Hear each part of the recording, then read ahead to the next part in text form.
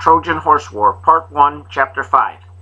As Evil and Sergeant Baxter moved further out, closer and closer to the demarcation line, Evil gazed up at the dark sky.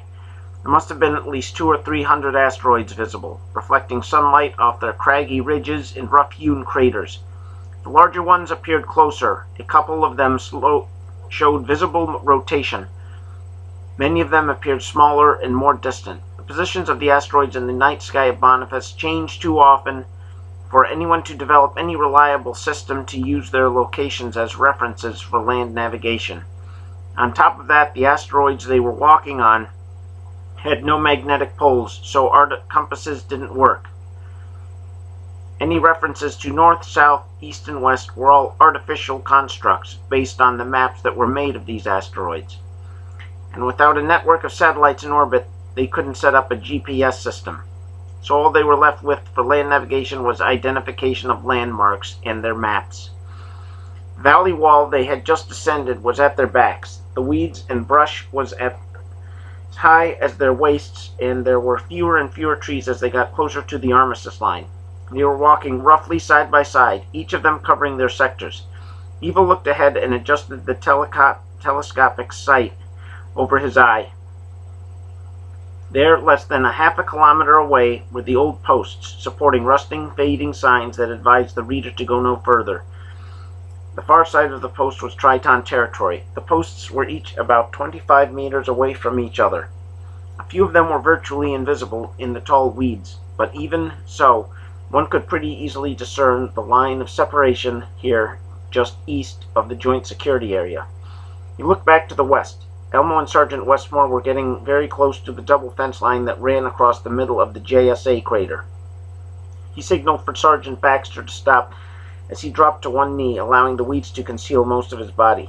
A searchlight was shining down from one of the observation platforms at the Triton guard post, which was just 100 meters from where Elmo and Sergeant Baxter were patrolling. The searchlight found them and followed them as they approached the fence line. Evil saw the Triton patrol of 10 soldiers begin to fan out about 50 meters north of the double fence line.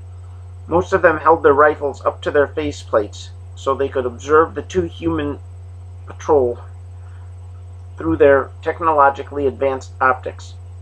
But it was what Evil saw taking place in the open end of the tunnel entrance on the Triton side of the JSA that really interested him.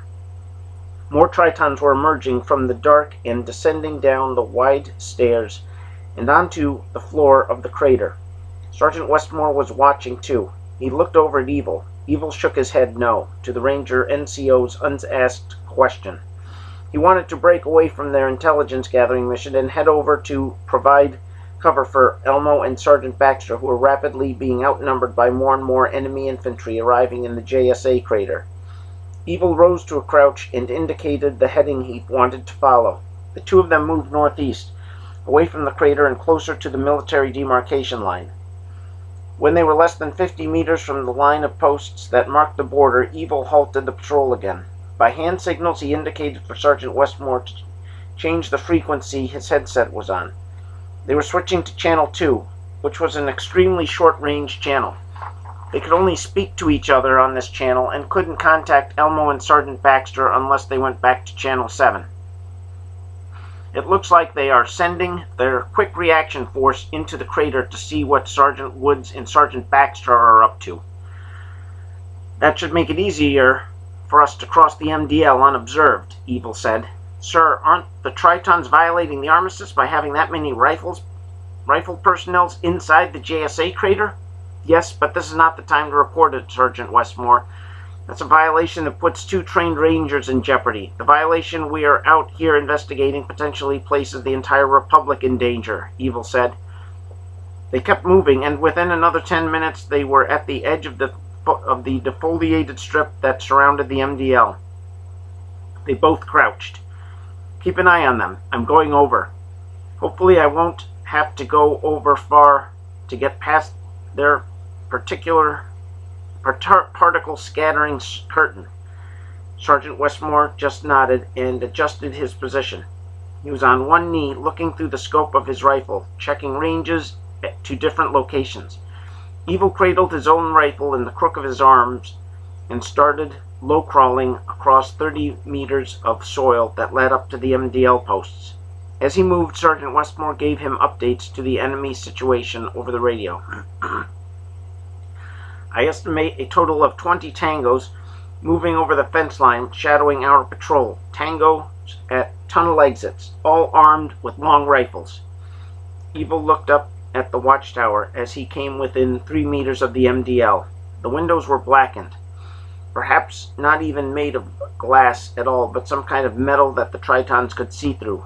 The tower rose about 10 meters above the rim of the crater. Its main purpose was to overwatch the armistice area, and Evil hoped all their attention was on Elmo and Sergeant Baxter. On the other side of the MDL, it was a much shorter stretch to the heavy foliage, maybe 5 meters. Evil crawled across the MDL about 2 meters from the nearest MDL marker sign on his left side. He didn't pause to look up or wait to see if Sergeant Westmore had anything to say. And a moment later, he was in the tall weeds, on the Triton side of the border. He reached into a pocket on his load-bearing vest and retrieved a particle-scattering sensor. Holding the activation button, he saw the red light blinking intermittently, not as rapidly as before. He didn't have much farther to go. He crawled forward as slowly as possible to minimize any shifting of the weeds that might be visible to the Tritons in the tower. His next reading gave him a steady green light. He traded the PSS for a long-range quantum scanner and targeting apparatus. It was just a little bigger, and it fit in the palm of his hand. He looked through the lens up at the horizon of the asteroid deeper in Triton territory. The normally grayish sky appeared black as night and thousands of asteroids came into view. Evil jogged down the menu bar and brought up the profile of the asteroid that Dean and his crew had scanned. A moment later there was a match. Evil focused on the asteroid, an uneven rock that looked like a big fish swallowing a smaller fish. He adjusted the quantum resolution and the rocky surface of the asteroid disappeared. What was revealed was 20 decks of launch platforms for Triton guided missiles, fighters, troop carriers, and other military equipment. Evil started recording. Patrol approaching your position. Evil didn't move but kept recording. He thought he could hear heavy footsteps in the distance at one point when the wind died a bit. He'd have everything scanned in only another minute, but judging from the sound of the approaching patrol, he didn't have a minute.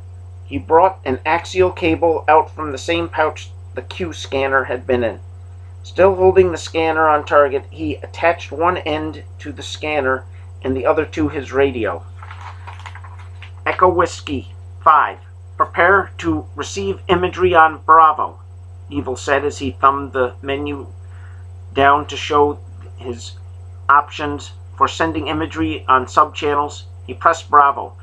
A bar appeared at the bottom of the screen. It started to fill from the left end very slowly. Out of the corner of his eye, he saw the top, heavy silhouette of a Triton soldier come into view. It carried a pulse rifle at chest level, about 2 feet above the top of the weeds. Oscar to November, you are being surrounded. Permission to, Sergeant Westmore started. Negative, do not engage. Evil looked at the bar. The transmission was 75% ready. He heard several steps of heavy footsteps to the rear. The transmission bar was at 90% when Evil looked up at the skull-shaped metallic cranium of a Triton soldier standing behind him. He pressed enter, and an instant later, when he was sure the data was ready, he tossed the Q scanner into the weeds about a foot away, and before the Triton could react, he unholstered his rail pistol and shot a single round through it, destroying it. A Triton seized his arm painfully, forcing him to drop the pistol before he could turn it on any of them. They hauled him to his feet and pulled off his load-bearing vest and pistol belt. Then, with one Triton holding each of his arms, they marched him off to one of the tunnel entrances.